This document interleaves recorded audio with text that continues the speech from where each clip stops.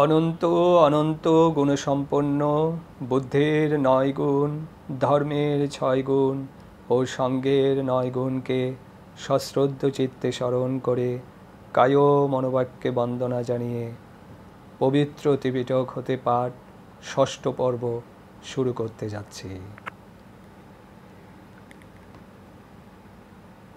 আজ পাঠ করছি সুমেধ তাপস কর্তৃক মহাকারণিক দীপঙ্কর বুদ্ধের নিকট সেই কাঙ্ক্ষিত বুদ্ধত্ব প্রার্থনা। তিনি সেই কর্দমাক্ত রাস্তায় শায়িতা অবস্থায় নয়ন উন্মীলিত করিয়া আর একবার দীপঙ্কর তথাগতের বুদ্ধরূপ দর্শন করিয়া ভাবিলেন, যদি আমি চেষ্টা করি আজই সর্ববিধ চিত্তকালিমা নিঃশেষে ধ্বংস করিয়া সঙ্গভুক্ত হইয়া ইহাদের সাথেই রম্যক নগরে প্রবেশ করিতে সক্ষম, কিন্তু অজ্ঞাত ভেষে চিত্তের কালিমা ধ্বংস করিয়া নির্বাণ প্রাপ্তিতে আমার তৃপ্তি লাভ করিতে পারিব না। আমি দীপঙ্কর দশবলের ন্যায় পরম সম্বোধি লাভ করিয়া ধর্মতরণীতে আরোহণ পূর্বক অসংখ্য জনগণকে উত্তীর্ণ করার পরেই পরিনির্বাণ লাভ করিতে ইচ্ছা করি। ইহাই আমার পক্ষে সমীচীন হইবে। এই সিদ্ধান্ত করিয়া অষ্টবিধ বুদ্ধগুণের অধিকারী সুমেধ তাপস সম্যক সম্বোধি লাভের দৃঢ় সংকল্প লইয়া কদর্মে শায়িত অবস্থাতেই বুদ্ধের আগমন প্রতীক্ষা করিতে লাগিলেন। তাই উক্ত হইয়াছে, ধরাতলে শায়িত হইয়া ভাবি মনে ইচ্ছামাত্র নাশিতে সক্ষম এই ক্ষণে, যত মম মোহ তৃষ্ণা আসব সঞ্চয় প্রার্থিব বাসনা পারি করিবারে ক্ষয়। পুনঃ আমি ভাবি মনে হবে কেমন ছদ্মবেশে কেবা সুখসত্য দর্শন, হইব সর্বজ্ঞ বুদ্ধ নরভ্রাতা ভবদুঃখ হতে সবাকার মুক্তিদাতা। কেন একা এ দুঃখ হইব উত্তরণ, আমার আশ্রয়ে পার হবে বহুজন। এই মম দৃঢ়পণ সংকল্প অটল, সর্বজ্ঞতা লাভ মম হবে না বিফল। নামরূপ ক্ষয় করি রুধি জন্মান্তর, সত্য ধর্মাশ্রয়ে উদ্ধারিব দেবনর। বুদ্ধত্ব প্রার্থনাকারী ব্যক্তি ৮টি গুণের অধিকারী হইতে হইবে। মনুষ্যত্ব, ২ পুরুষত্ব, ৩ শাস্তা দর্শন, ৪ প্রব্রজ্জা, ৫ অরহত্ব প্রাপ্তি হেতুরূপ ধন, ঋদ্ধিবল অধিকার, ছন্দ সমাবেশ, জীবন উৎসর্গ যার বুদ্ধের উদ্দেশ্য। এই অষ্টগুণ সেবা করে অধিগম, সার্থক প্রার্থনা তার সফল জনম। মানব জন্মলাভে প্রার্থনাকারীর বুদ্ধত্ব প্রার্থনা পূর্ণ হইয়া থাকে। নাগ, সুপর্ণ কিংবা দেবতারূপে প্রার্থনা করিলে সেই প্রার্থনা পূর্ণ হয় না। ২ মানব জন্ম লাভ করিলেও পুরুষ হইয়া জন্মগ্রহণ করিতে হইবে। স্ত্রী, নপুংসক কিংবা উভয় ব্যঞ্জকের বুদ্ধত্ব প্রার্থনা পূর্ণ হয় না। ৩ পুরুষত্ব লাভ করিলেও অরহত্ব প্রাপ্তির হেতু সম্পন্ন ব্যক্তির প্রার্থনাই পূর্ণ হইয়া থাকে, অন্যথায় হয় না। ৪ অরহত্ব লাভের হেতু সম্পন্ন পুরুষ হইলেও তাহাকে সাক্ষাৎ জীবন্ত বুদ্ধের সম্মুখেই বুদ্ধত্ব প্রার্থনা করিতে হয়। পরিনির্বাণ প্রাপ্ত বুদ্ধের চৈত্যে কিংবা বুধি পৃক্ষাদির মূলে প্রার্থনা করিলে তাহা পূর্ণ হয় না। ৫ সাক্ষাৎ জীবন্ত বুদ্ধের নিকট প্রার্থনা করিলেও তাহাকে সংসার ত্যাগী প্রব্রজ্জিত হইতে হইবে। গৃহী অবস্থায় প্রার্থনাকারী বুদ্ধত্ব প্রার্থনা কখনোই পূর্ণ হয় না। ৬ আবার প্রব্রজ্জিত পুরুষ হইলেও তাহাকে পঞ্চ অভিজ্ঞা ও অষ্ট সমাপত্তি লাভী হইতে হইবে, অন্যথায় প্রার্থনা ফলবতী হয় না। ৭ পঞ্চ অভিজ্ঞা ও অষ্ট সমাপত্তি আদি গুণসম্পন্ন হওয়া সত্ত্বেও যিনি নিজের জীবন বুদ্ধের উদ্দেশ্যে উৎসর্গ করিয়াছেন এই অধিকার বলে তাহার প্রার্থনা পূর্ণ হইয়া থাকে, অপরের হয় না। 8 অধিকার সম্পন্ন পুদ্গল হইলেও বুদ্ধকারক ধর্ম দশপারমী পূরণের জন্য যাহার তীব্র আকাঙ্ক্ষা, প্রবল উৎসাহ, দৃঢ় বীর্য ও মহান প্রচেষ্টা বিদ্যমান, তাহার প্রার্থনায় পূর্ণ হইয়া থাকে। ইহাকেই বলা হইয়াছে ছন্দ। এখানে ছন্দের অর্থাৎ প্রবল ইচ্ছাশক্তি এইরূপ উপমা দেওয়া হইয়াছে, যিনি মহা জলপ্লাবনে একাকার চক্রবালের এক প্রান্ত হইতে অপর প্রান্তে বাহুবলে সাঁতার কাটিয়া পাড়ি দিতে সক্ষম, বংশলতায় সমাচ্ছন্ন বিশাল ব্রহ্মাণ্ডের দুশ্ছেদ্য বংশজটা অপসারিত ও পদদলিত করিয়া যিনি আপনার গমন পথ করিয়া চলিয়া যাইতে সক্ষম, যিনি সুতীক্ষ্ণ ধারযুক্ত অস্ত্রশস্ত্রে পরিপূর্ণ বিশাল ধরনী বক্ষের উপর দিয়া নগ্ন পদে গমন করিতে সমর্থ, এবং যিনি প্রজ্বলিত অঙ্গারপূর্ণ চক্রবালির উপর দিয়া পদব্রজে চলিয়া যাইতে সমর্থ, একমাত্র সেই ব্যক্তি বুদ্ধত্ব লাভ করিতে সক্ষম। অর্থাৎ যিনি উপরুক্ত কোনটিকে দুঃসাধ্য মনে না করিয়া এইসব দূরতিক্রম্য বাধাকেও অতিক্রম করিয়া বিশাল ব্রহ্মাণ্ডের পরপারে পৌঁছিবার জন্য প্রবল ইচ্ছাশক্তি, অসীম উৎসাহ, দৃঢ় বীর্য ও অমানসিক চেষ্টা প্রভৃতি গুণের অধিকারী একমাত্র তাহার বুদ্ধত্ব প্রার্থনায় সফল হইয়া থাকে। অতঃপর এই অষ্টবিধ গুণে পরিপূর্ণ ভূতলশায়ী সুমেধ তাপস বুদ্ধত্ব লাভের দৃঢ় সংকল্প লইয়া অধীর আগ্রহে দীপঙ্কর বুদ্ধের আগমন প্রতীক্ষা করিতেছিলেন। ক্রমে তথাগত দীপঙ্কর তথায় উপনীত হইয়া তাপসের শির দেশে দাঁড়াইয়া মণি সংযুক্ত বাতায়ন উন্মুক্ত করার মতো তাহার পঞ্চপ্রসাদপূর্ণ আখি যুগল উন্মীলিত করিতেই কর্দমে অবলুণ্ঠিত সুমেধ তাপসকে দেখিয়া ভাবিতে লাগিলেন, এই জটাধারী তাপস পরম সম্বোধি লাভের মহান সংকল্প লইয়া এই পঙ্কশয্যা গ্রহণ করিয়াছেন। তাপসের সংকল্প পূর্ণ হইবে কিনা তিনি সীমাহীন অনাগত কালের পানে দিব্য দৃষ্টি প্রসারিত করিয়া দেখিতে পাইলেন। এই হইতে চারি অসংখ্য এবং 1,00,000 কল্পেরও কিঞ্চিদধিক কাল অতিবাহিত হইবার পর ইনি জগতে গৌতম নামক বুদ্ধ হইবেন। তখন তিনি ভিক্ষু সঙ্গকে লক্ষ্য করিয়া কহিলেন, ভিক্ষুগণ, তোমরা সম্মুখে পঙ্খের উপর শায়িত ওই কঠোর তপস্বীকে দেখিতেছ কি? ভিক্ষুগণ বলিলেন, হ্যাঁ ভন্তে, দেখিতে পাইতেছি। বুদ্ধ বলিলেন, এই তপস্বী বুদ্ধত্ব লাভের মহান সংকল্প লইয়া কাদায় শয়ন করিয়া আছেন।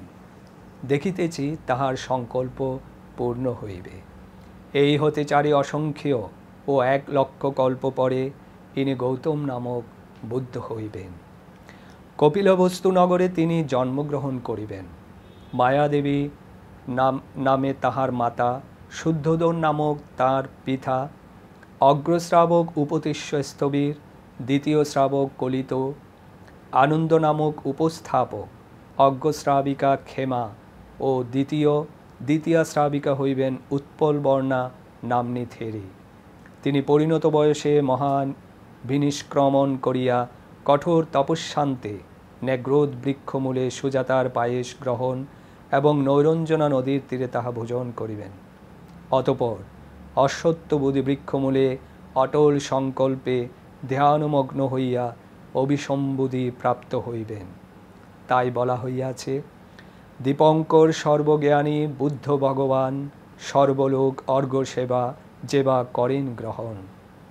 দাঁড়াইয়ে শিওরে মোর ভাসে অতপর, হেরো এই জটাধারী যত দেবনর। সংখ্যাতীত কল্প পরে এ তাপস বর, তেজিয়া সুরম্য ধাম কপিলনগর। কঠোর তপস্যাব্রত করি আচরণ, অজপাল তরুমূলে করিয়া আসন।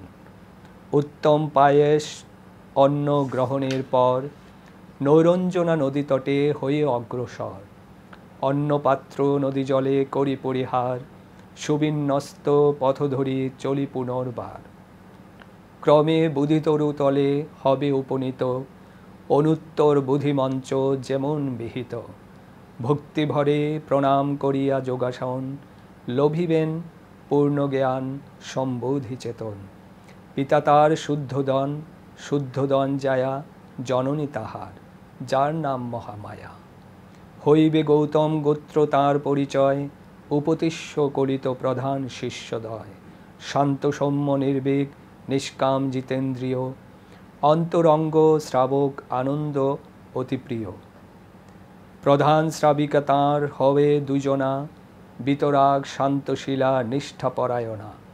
ক্ষমা ও উৎপল বর্ণা সেই শিষ্যাদয়, অগ্রশিষ্যা বলিয়া হইবে পরিচয়। বুধিজ্ঞান লাভ হবে যেই বৃক্ষতলে, অশ্বত্থ সেতরু খ্যাত হবে ভূমণ্ডলে। তাহার প্রার্থনা পূর্ণ হইবে, এই কথা শ্রবণ করিয়া সুমেধ তাপস অতি মাত্রায় উৎফুল্ল হইলেন। তথাগত দীপঙ্করের ভবিষ্যদ্বাণীতে সুমেধ তাপস বুদ্ধাঙ্কুর বা বুধিসত্ত্ব, এই কথা অবগত হইয়া সমাগত জনগণ সকলেই আনন্দ প্রকাশ করিল। তাহাদের মানসপটে তখন এই চিন্তার উদয় হইল, নদী উত্তীর্ণ হইবার ইচ্ছায় কোনো ব্যক্তি পরপারের প্রকৃত ঘাটে তরি লাগাইতে অসমর্থ হইলে সে নিম্ন তীর্থে তরি লাগাইয়া হইলেও যেমন নদী উত্তীর্ণ হইয়া যায়, তদ্রূপ আমরাও দীপঙ্কর বুদ্ধের শাসনে মুক্তি লাভে অসমর্থ হইলে অনাগতকালে যখন ইনি বুদ্ধ হইবেন তখন তাহার সাক্ষাৎ লাভ করিয়া যেন ভবদুঃখের অবসান করিতে সক্ষম হই। সকলেই এইরূপ সংকল্পবদ্ধ হইলে। অতঃপর দীপঙ্কর বুদ্ধ বোধিসত্ত্বের বহুবিধ গুণকীর্তনের পর ৮ মুষ্টি পুষ্পের দ্বারা তাহাকে আশীর্বাদ ও প্রদক্ষিণ করিয়া গন্তব্যস্থান অভিমুখে প্রস্থান করিলেন। সেই ৪ লক্ষ তৃষ্ণা বিমুক্ত ভিক্ষুগণ নানাবিধ সুগন্ধি ও মাল্য দ্বারা বোধিসত্ত্বকে পূজা ও প্রদক্ষিণ করিয়া বুদ্ধের অনুসরণ করিলেন। দেব মনুষ্যগণ একই নিয়মে পূজা ও বন্দনা করিয়া একে একে চলিয়া গেলেন। তথা হইতে সকলে সরিয়া পড়িলে সেই মহান পুরুষ ভূমিশয্যা হইতে উত্থিত হইয়া পারমিগুণ চরণ করিবার উদ্দেশ্যে সম্পূজিত কুসুম রাশির উপর আসন করিয়া উপবেশন করিলেন। বোধিসত্ত্ব এই রূপে পুষ্পাসনে উপবিষ্ট হইলে ১০ সহস্র চক্রবালের সমস্ত দেবগণ তথায় সম্মিলিত হইয়া সাধুবাদ সহকারে বলিতে লাগিলেন, প্রভু সুমেধ, পূর্ব বোধিসত্ত্বগণ পারমিগুণ চয়ন করার উদ্দেশ্যে আসন গ্রহণ করিয়া উপবিষ্ট হইলে যেসব পূর্ব নিমিত্ত প্রকটিত হইয়াছিল তাহা আজও প্রকাশ পাইতেছে। এ বিষয়ে আমরা বিশদভাবে অবগত আছি যে যাহার বুদ্ধত্ব প্রার্থনা কলে এই নিমিত্তসমূহ দৃষ্ট হয় তিনি নিঃসংশয়ে বুদ্ধ হইবেন। অতএব আপনি দৃঢ়তার সহিত উদ্যমশীল হন। এইভাবে দেবতারা বোধিসত্ত্বের স্তুতি করিয়াছিলেন। তাই বলা হইয়াছে, অদ্বিতীয় ঋষি মুখে শুনি এই কথা, করিল বন্দনা ধ্বনি মানব দেবতা। বুদ্ধাঙ্কুর বলিয়া মাতিল সমস্বরে, সে মহানিনাদ উঠি গগন ভিতরে। উল্লসিত করতালি বন্দনা সঙ্গীত, সর্বলোক তাহাতে করিল মুখরিত। দেবতা মনুষ্য যত একে অন্যে বলে, যদি এই বুদ্ধকল্প যায় বা বিফলে। অনাগত বুদ্ধকালে লভিব জনম, তার ধর্মাশ্রয়ে হবে তৃষ্ণা উপশম। সর্বপূজ্য দীপঙ্কর জ্ঞানী অনুত্তর, সাধুবাদ দিয়া পথে হন অগ্রসর। তাহার সকল শিষ্য বন্দিল আমায়, দেবনাগ গন্ধর্ভ নমিল মম পায়। সশিষ্য সুগত হলে দৃষ্টি অগোচর, হৃষ্টচিত্তে আসনে বসিনু অতঃপর। দিব্য এক মনানন্দে ভরিল অন্তর, অপূর্ব হরষে রোমাঞ্চিত কলেবর।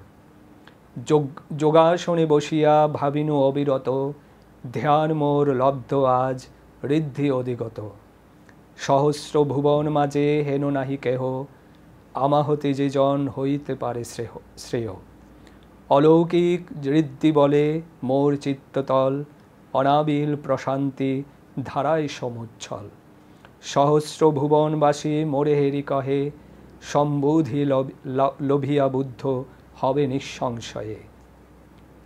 পূর্ব পূর্ব বুধিসত্ত্ব জনম সময় যত সব নিমিত্ত হয়েছে সমুদয়।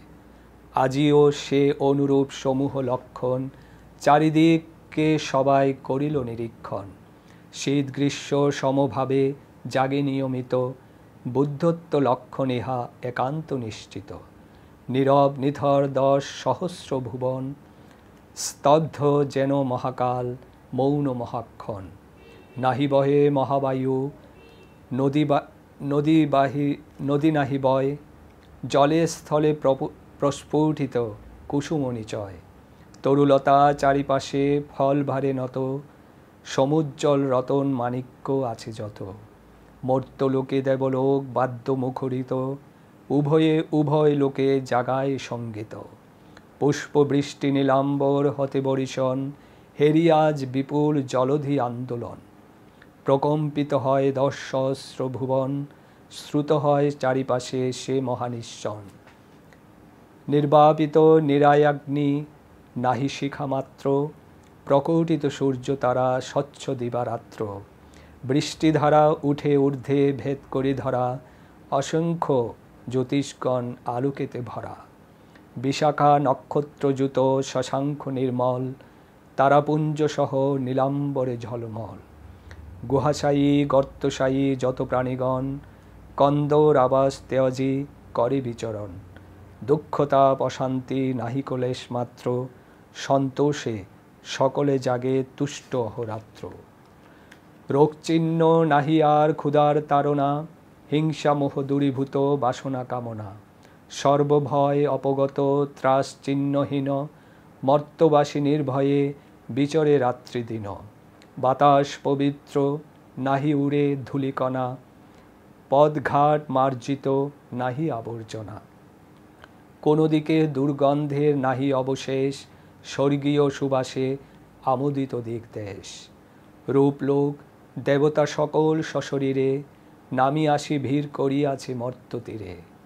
অরূপ ভুবনবাসী দেব বেয়তি রেখে, যতেক ত্রিবিধবাসী দৃষ্ট একে একে। সমগ্র নিরয় ভূমি রয়েছে প্রকাশ, চারিদিকে মুক্ত পথ মুক্ত অবকাশ। গৃহদ্বার প্রাচীর পর্বত অন্তরায়, কোনো দিকে কিছুতে বন্ধন না জাগায়। জন্ম মৃত্যু স্রোত যেন রুদ্ধ হলো আজ, অনাবিল প্রশান্তি জেগেছে মর্ত্যমাজ।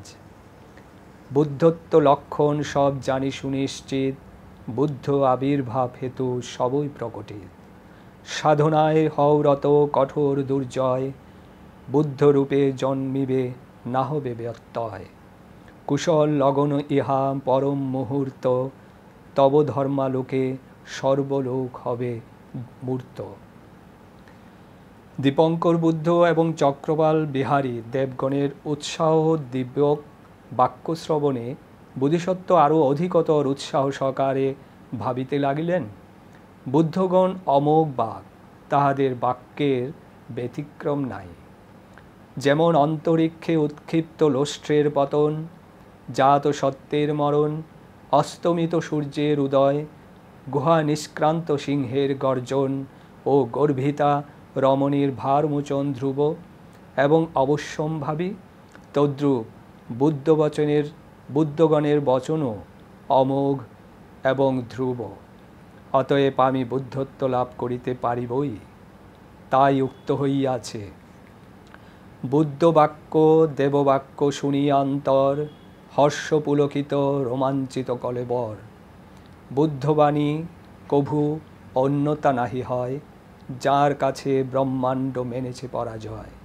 ঊর্ধ্বে উৎক্ষেপিত লোষ্ট্র পরে বসুধায়, ব্যতিক্রম কবু যার দেখা নাহি যায়। তেমতি সুগত বাক্য ব্যর্থ নাহি হয়, সতত ভাস্বর তাহা সত্য প্রভাময়। জন্মিলে মরণ যেমন সুনিশ্চিত, বুদ্ধবাণী চিরন্তন নহে বিপরীত। রাত্রি শেষে নিশ্চিত যেমন সূর্যোদয়, বুদ্ধবাক্য সেই রূপ ব্যর্থ নাহি হয়। কেশরী গর্জন ধ্রুব কন্দর তেজিলে, বুদ্ধ বাক্যে তেমনি সংশয়ে নাহি মিলে, অন্তঃসত্ত্বা রমণীর প্রসব নিশ্চিত, তেমনি সুগত বাণী নহে বিপরীত। ভগবদ্বাণী সদা সত্যে সমুজ্জ্বল, সতত অমোঘ তাহা হয় না বিফল। আজ এই পর্যন্তই। আগামীতে বুদ্ধের পারমী গুণ পর্যবেক্ষণ পাঠ করব। ততদিন পর্যন্ত সকলে সুস্থ থাকুন, ভালো থাকুন। বুদ্ধের শাসন চিরজীবী হোক। সব্যে সত্তা সুখিতা হন্তু। জগতের সকল প্রাণী সুখী হোক।